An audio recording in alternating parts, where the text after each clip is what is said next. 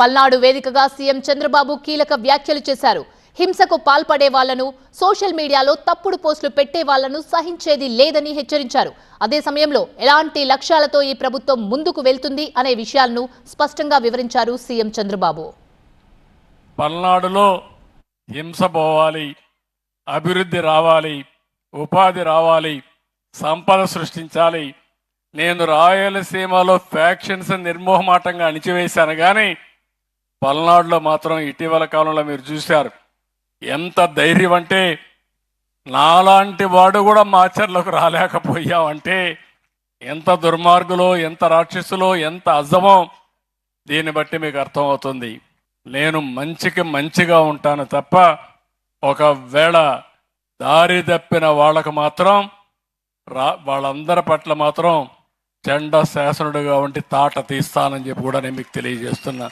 ఆడపిల్లల పైన సోషల్ మీడియాలో అసభ్యంగా పెడతారు. If it's family, it has to be home. If it's home, it has to be Aparna. Saluting the spirit of every couple's sacrifice to build their dream home. నాయకుల పైన పెడతారు, నాయకుల కుటుంబాల పైన పెడతారు.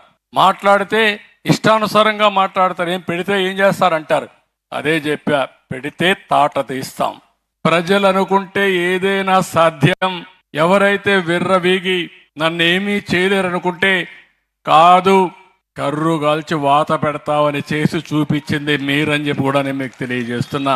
వాట్సాప్ గవర్నెన్స్ కూడా తీసుకొస్తున్నాను. అంటే వాట్సాప్ గవర్నెన్స్ అంటే మీ సెల్ ఫోన్లోనే మీకు ఏ పని కావాలన్నా అయిపోయేట్టుగా సెల్ ఫోన్ ద్వారా 150 సేవలు అందించే కార్యక్రమానికి శ్రీకారం చుడుతున్నాం. ఆఫీసులకు పోయే పనే లేదు.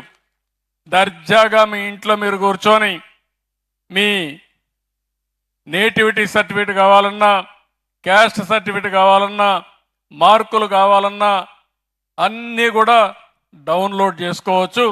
మీ ఫోనే మీకు ఫ్రెండ్గా ఉంటాడు.